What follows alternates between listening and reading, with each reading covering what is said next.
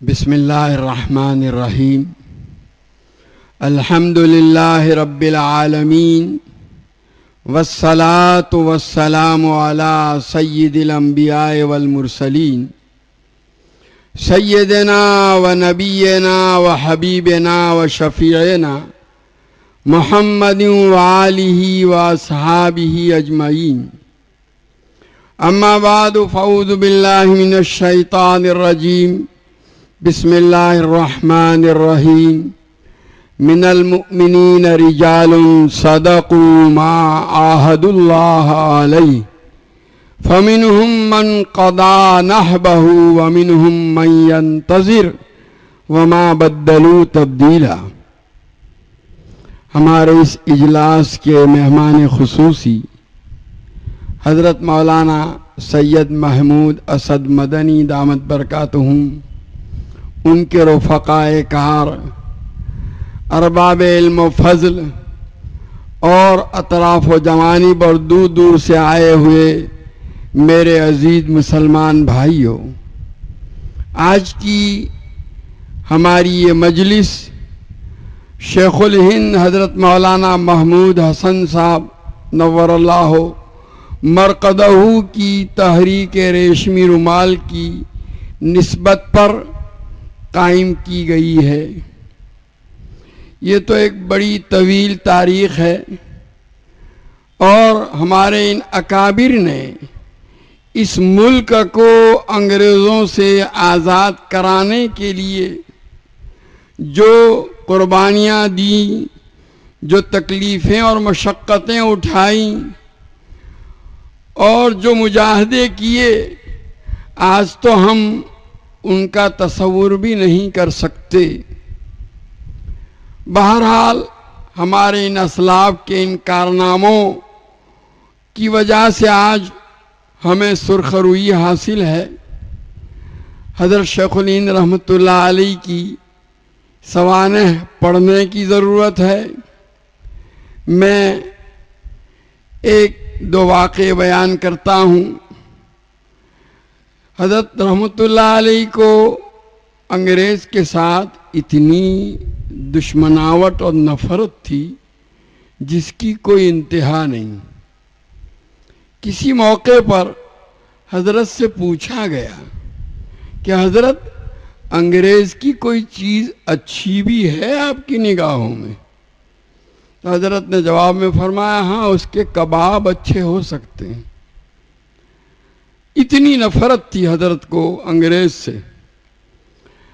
مالٹا سے جب رہا ہو کر تشریف لائے ہیں تو اسٹیمر میں آپ کا سفر ہوا تھا۔ وہ اسٹیمر بمبئی کی بندرگاہ سے کچھ دوری کے اوپر کھڑا کیا گیا تھا اور وہیں سے چھوٹی کشتیوں میں بیٹھ کر بندرگاہ پر پہنچنا تھا۔ اس موقع پر تحریک خلافت کے جو قائدین تھے، جن میں علی برادران کے میں سے مولانا شوکت علی جو بڑے بھائی ہیں اور دوسرے حضرات، اور اسی طریقے سے مولانا عبد الباری فرنگی محلی رحمۃ اللہ علیہ اور ہمارے ہندوستان کے قائد مہاتما گاندھی، یہ سب حضرات حضرت شیخ الہند رحمۃ اللہ علیہ کے استقبال کے لیے وہاں بمبئی تشریف لائے ہوئے تھے اور اپنی اس تحریک خلافت کا سلسلہ، تو یہ دراصل یہ پہلی جنگ عظیم کا زمانہ تھا، 1914 سے 1919 تک، جو 18 تک چلی ہے، اور اسی جنگ عظیم کے نتیجے میں ترکی سلطنت عثمانیہ کا خاتمہ ہوا اور یورپین ممالک نے ان کا جو بٹوارا کر لیا، تو اسی خلافت کو جو ختم کیا گیا تھا اسی پر احتجاج کے لیے یہ تحریک جاری کی گئی تھی، تحریک خلافت کے نام سے، اور اسی کے ذریعے سے انگریز کے خلاف پورے ملک کے اندر لوگوں کے ذہن کو گویا سازگار کرنا تھا مقصد۔ تو یہ بڑے بڑے قائدین بمبئی پہنچے ہوئے تھے اور بمبئی کے خلافت ہاؤس میں یہ ولی برادران وغیرہ کا قیام بھی تھا۔ جب حضرت کا اسٹیمر پہنچا ہے بمبئی کی بندرگاہ کے قریب، تو اس موقع پر حضرت تشریف لاویں چھوٹی کشتی میں بیٹھ کر بندرگاہ پر، اس سے پہلے حضرت ہی کے منتسبین میں سے سر رحیم بخش صاحب، جو نواب آف بھاگلپور کے مدار المحام اور وزیر تھے، وہ مستقل خصوصی ملاقات کے لیے حضرت کے پاس پہنچے کشتی میں سوار ہو کر۔ وہاں یہ باقاعدہ انگریز کی طرف سے ان کو تیار کیا گیا تھا کہ حضرت کی خدمت میں جا کر کے یہ پیشکش کریں۔ چنانچہ انہوں نے جا کر حضرت سے درخواست کی کہ حضرت، بہت سے لوگ آپ کو الجھانا چاہتے ہیں، آپ اتریں گے، ان کی خواہش یہ ہے کہ آپ ان کی ہمنوائی کریں۔ آپ تو اب جو ہے بڑھاپی کی عمر کو پہنچ چکے ہیں اور بیمار اور کمزور بھی ہیں، اپنی زندگی کے ان آخری ایام کو سکون اور اطمینان کے ساتھ اپنے گھر پر اللہ کی عبادت اور یکسوئی میں اور قوم کی گویا دینی تربیت کے اندر آپ استعمال کریں، اور آپ یہاں نہ ٹھہریں، اتر کر سیدھے اپنے وطن دیوبند تشریف لے جائیں۔ میں مستقل گویا کوچ کا اور جو ہے ریلوے کے اس کا انتظام کرتا ہوں۔ تو حضرت رحمت اللہ علیہ نے ان کی اس پیشکش کو ٹھکرا دیا، اور میں نے وہ جملہ سنا تھا ابھی ایک دو روز پہلے، جب مجھے کہا گیا کہ یہاں مجھے شرکت کرنا ہے، میں نے اس جملے کو معلوم کرنے کے لیے جو ہے کچھ ایک دو کتابیں بھی منگوائی، لیکن مجھے وہاں ملا نہیں۔ حضرت نے گویا ان کو یہ بھی فرمایا تھا کہ اگر میں چلنے کے قابل نہ رہوں، حرکت نہ کر سکوں، تو چارپائی میں جنازے کی طرح مجھے لٹا کر میں اپنے شاگردوں سے کہوں گا کہ پورے ملک کے اندر مجھے پھراؤ، اور میں لوگوں سے کہوں گا انگریز کے خلاف جو ہے مقابلہ کرو اور جنگ لڑو آزادی کے واسطے۔ تو بہرحال یہ ان کا حضرات کا جذبہ تھا۔ یہ حضرت رحمت اللہ علیہ کی واپسی کے بعد زیادہ عرصہ آپ حیات نہیں رہے، لیکن جو کچھ بھی بیماری والی زندگی آپ کی تھی، آپ نے اپنے پورے اوقات کو اس ملک کی آزادی کے لیے صرف کیا۔ اللہ تعالیٰ نے آپ کو جو شاگرد دیے تھے، ایسے عظیم تھے جو اپنے اپنے شعبے میں اور اپنے اپنے فن میں گویا اس زمانے کے امام تھے۔ علم حدیث میں حضرت علامہ انور شاہ کشمیری رحمۃ اللہ علیہ جیسا، علم کلام کے ماہرین میں حضرت علامہ شبیر احمد عثمانی جیسا آدمی، مفتی اعظم مفتی کفایت اللہ، جو علم فقہ کے اندر اپنا کوئی ثانی اور جواب نہیں رکھتے تھے، اور جو ہے مجاہدہ اور اسی طریقے سے روحانی علوم اور اسی طریقے سے لوگوں کی تربیت کے اعتبار سے شیخ الاسلام حضرت مولانا سید حسین احمد مدنی رحمۃ اللہ علیہ، اور آج دعوت و تبلیغ کا جو سلسلہ جاری ہے اس کے بانی مبانی حضرت مولانا محمد الیاس صاحب رحمۃ اللہ علیہ، اور حضرت حکیم الامت رحمۃ اللہ علیہ جو اپنے زمانے کے مجدد مانے گئے، اور ان کی خدمات اور ان کی جو ہے تالیفات اور تصنیفات کا سلسلہ آج بھی جو ہے اپنے فیض کو جاری رکھے ہوئے ہے۔ یہ سب بڑے بڑے حضرات یہ حضرت شیخ الہند رحمۃ اللہ علیہ کے شاگرد ہیں۔ اللہ تبارک تعالیٰ نے آپ سے وہ کام لیا کہ کوئی تصور بھی نہیں کر سکتا، اور آپ جس طرح بڑوں کو اپنے سے مانوس کرتے تھے، چھوٹوں کو بھی مانوس کرتے تھے۔ سید الملت حضرت مولانا سید محمد میاں صاحب دیوبندی رحمۃ اللہ علیہ نے لکھا ہے کہ بخاری پڑھانے کے ساتھ چھوٹی چھوٹی کتابیں بھی جو ہے طلباء کو، مخصوص طلباء کو پڑھاتے تھے تاکہ ان کی ذہن سازی کی جائے۔ بہرحال یہ وہ حضرات ہیں جنہوں نے اس ملک کے لیے قربانیاں دی، اور جیسا کہ آپ نے سنا یہ کوئی تحریک خالی مسلمانوں سے تعلق نہیں رکھتی تھی، بلکہ اس پورے بر صغیر کو آزاد کرانا جو ہے ان کے پیش نظر تھا، اور اسی لیے اس تحریک کی صدارت جو ہے یہ پنجاب کے رہنے والے راجہ جو ہے مہندر سنگھ، راجہ متھرا کے راجا مہندر پرتاپ سنگھ کو صدر قرار دیا گیا تھا اور سیکرٹری جو ہے مولانا برکت اللہ وغیرہ. تو بہرحال یہ ایک ایسی تحریک تھی جو مسلمان اور ہندو دونوں قوموں نے مل کر آگے اس کو چلایا تھا اور اس ملک کو آزاد کرایا تھا. ملک تو بحمدللہ آزاد ہو چکا. آج ہم اس آزاد ملک کے شہری ہیں. اس ہندوستان کی ایک خصوصیت یہ رہی ہے، قدیم زمانے سے یہ مختلف قوموں کا مسکن رہا ہے. آپ نے ابھی جو ترانہ سنا اس میں اسی کی طرف اشارہ کیا گیا ہے.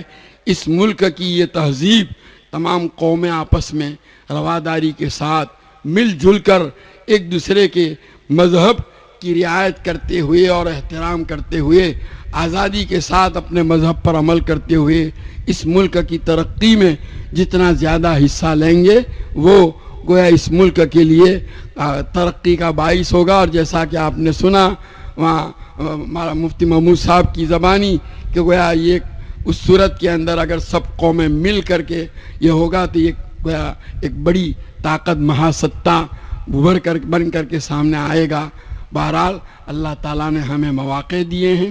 یہ سیاسی منظرنامے بدلتے رہتے ہیں لیکن اس ملک کے شہری ہونے کی حیثیت سے ہمارا فریضہ ہے کہ ہمیں نبی کریم صلی اللہ تعالیٰ علیہ وسلم نے جن اونچے اخلاق، صفات اور کمالات سے متصف ہونے کی ترغیب دی تھی، خاص طور پر دیانت و امانت.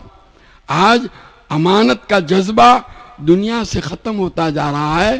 حکومت کی کرسیوں پر بیٹھے ہوئے بڑے بڑے لوگوں سے لے کر جو ہے حکومت کے اور بلکہ جو ہے خانگی پیڑھیوں میں کام کرنے والے، کرسیوں پر بیٹھنے والے اور اپنے گھروں میں بھی اور تجارتوں میں بھی خیانت عام ہو گئی، جس کی وجہ سے جو ہے بڑی افراتفری پھیلی ہوئی ہے. حضرت مولانا سید ابو الحسن علی ندوی رحمۃ اللہ علیہ فرمایا کرتے تھے کہ مسلمان یہ سوچتا ہے کہ ہم اس ملک کو کیا دے سکتے ہیں. ہم بہت کچھ دے سکتے ہیں. جو مسلمان اپنی جگہ پر جو کام کرتا ہے پوری امانت و دیانت کے ساتھ اگر کرے گا اور اپنے فرض منصبی کو نبی کریم صلی اللہ تعالیٰ علیہ وسلم کی ہدایت کے مطابق انجام دے گا تو نتیجہ یہ ہوگا کہ اس کے نتیجے میں یہاں رہنے والی بسنے والی تمام قوموں کے دلوں میں جگہ پائے گا، آپس کی محبتیں بڑھے گی، ملک ترقی کرے گا. حضرت مولانا سید محمود صاحب نے جو 5 چیزیں بیان کی تھی میں اس کی تائید کرتے ہوئے ضرور کہوں گا جتنے بھی ہمارے وہ احباب جو پوری دنیا کا دورہ کرتے رہتے ہیں، ہمیں بھی اللہ تعالیٰ نے موقع دیتے ہیں، دنیا کے مختلف ممالک میں آنا جانا ہوتا ہے اور ایسے وہ حضرات جن سے ملاقات ہوتی ہے. حضرت مولانا احمد لاٹ صاحب دامت برکاتہم جب بھی ان سے ملاقات ہوتی ہے کسی سفر سے ان کی واپسی میں یا میری واپسی میں تو ایک جملہ ہمیشہ وہ یہی کہا کرتے ہیں کہ ساری دنیا سے گھوم پھر کر آ کر یہاں ہماری زبان پر ایک ہی جملہ ہوتا ہے، سارے جہاں سے اچھا ہندوستان ہمارا. حقیقت تو یہ ہے کہ ہمارے اس ملک کی ان خوبیوں اور جو ہے ان خصوصیات کا ہمیں ڈھونڈے سے بھی کہیں پتہ نہیں چلتا.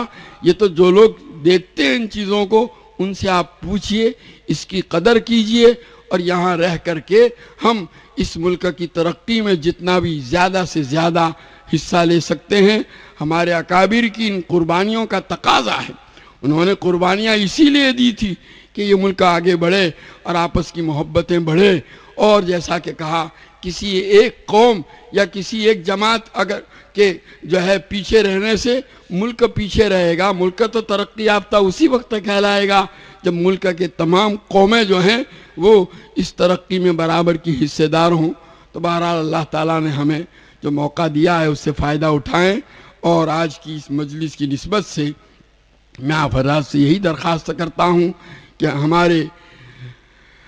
ہمارے نبی حضور اکرم صلی اللہ تعالیٰ علیہ وسلم کی ہدایت کے مطابق ہر مسلمان اپنی اپنی جگہ پر اپنے فرض منصبی کو ادا کرتے ہوئے اس ملک کی ترقی کی نسبت سے اس پر جو ذمہ داری عائد ہوتی ہے پوری امانت داری کے ساتھ اس کو ادا کرنے کا اہتمام کرے اور اس ملک کو بام عروج پر پہنچانے کے لیے وہ ہر قسم کی قربانی دینے کے لیے تیار رہے۔ اللہ تعالی ہم سب کو اس کی توفیق اور سعادت عطا فرمائے۔ آج جمعیت علماء نوساری کی جو ہے ماتحت یہ اجلاس جو یہاں پر ہوا، میں ان تمام منتظمین کی خدمت میں مبارکباد پیش کرتا ہوں، اور اللہ تعالیٰ اس طرح کے جو ہے اجلاسوں اور جمع ہو کر کے جو ہے مل جل کر کے ایسی چیزوں پر گفتگو کر کے ملک کو آگے بڑھانے کے لیے ہم مل جل کر کے اب سوچیں اور جو ہے نیا عزم اور حوصلہ لے کر یہاں سے جائیں۔ اللہ تعالی ہم سب کو اس کی توفیق اور سعادت عطا فرمائے۔ وآخر دعوانا ان الحمدللہ رب العالمین۔ دعا کر لیجئے۔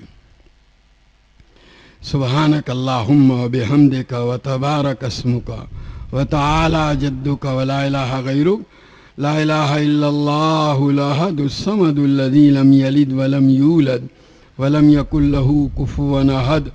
اللہم صلی وسلم وبارک علی سیدنا و مولانا محمد وعلی آل سیدنا و مولانا محمد کما تحب و ترضى بعدد ما تحب و ترضى۔ ربنا ظلمنا انفسنا وإن لم تغفر لنا وترحمنا لنكونن من الخاسرين۔ ربنا آتنا في الدنيا حسنة وفي الآخرة حسنة وقنا عذاب النار۔ ربنا هب لنا من أزواجنا وذرياتنا قرة أعين واجعلنا للمتقين إماما۔ اللهم وفقنا لما تحب وترضى من القول والعمل والفعل والنية والهدى۔ اللهم اجعلنا هادين مهتدين غير ضالين ولا مضلين، سلما لأوليائك وحربا لأعدائك، نحب بحبك من أحبك ونعادي بعداوتك من خالفك من خلقك۔ اے اللہ تو ہمارے گناہوں کو معاف فرما، ہماری خطاؤں سے درگزر فرما، تیری مرضیات پر زیادہ سے زیادہ ہمیں چلا کر تیری نامرضیات سے ہماری پوری حفاظت فرما۔ نبی کریم صلی اللہ تعالیٰ علیہ وسلم کے طریقوں و سنتوں کو اپنی زندگی کے ہر شعبے میں جاری کرنے اور اپنانے کی تو ہمیں توفیق اور سعادت عطا فرما۔ حضور اکرم صلی اللہ علیہ وسلم کے طریقوں کی محبت اور غیروں کے طریقوں کی نفرت ہمارے قلوب کے اندر ڈال دے۔ اللہ ہماری ان اسلاف کرام نے اس ملک کی آزادی کے لیے جو قربانیاں دیں اور تکلیفیں جھیلی، اللہ ان کی قدر کرتے ہوئے اس ملک کی ترقی میں ہر پہلو سے حصہ لینے کی ہمیں توفیق اور سعادت عطا فرما۔ تیرے حبیب پاک صلی اللہ تعالیٰ علیہ وسلم کی ہر ہدایت کو اللہ اپنے دل میں اتار کر اے اللہ ان اوصاف جمیلہ اور اخلاق فاضلہ سے اپنے آپ کو آراستہ کر کے اپنی فرائض منصبی کو پوری دیانت و امانت کے ساتھ ادا کرنے کی ہمیں توفیق عطا فرما کر اپنا فرض منصبی بھی ادا کریں، اور اے اللہ برادران وطن کے دلوں میں اپنے لیے جگہ بھی پیدا کریں۔ اے اللہ ایسی صورتیں پیدا فرما یہاں بسنے والی قوموں میں آپس میں محبت، رواداری، حسن سلوک، ایک دوسرے کا احترام، ادب، اے اللہ اس کو عام کرتے ہوئے اے اللہ اس ملک کو ہر نوع کی ترقیات سے مالا مال فرما۔ اے اللہ مسلمانوں کو اے اللہ ہر پہلو سے نبی کریم صلی اللہ علیہ وسلم کی ہدایات کو اپنی زندگی کے ہر شعبے میں اپنانے کی توفیق اور سعادت عطا فرما۔ اے اللہ اس جمع ہونے کو تیری رضا اور خوشنودی کا ذریعہ بنا دے۔ حضور پاک صلی اللہ علیہ وسلم نے جتنی خیر اور بھلائی اے اللہ آپ سے مانگی ہمیں اور پوری امت کو عطا فرما۔ جن شر و برائیوں سے پناہ چاہی اس سے ہماری اور پوری امت کی حفاظت فرما۔ اے اللہ یہاں موجود تیرے تمام بندوں کی جائز اور نیک مرادیں پوری فرما۔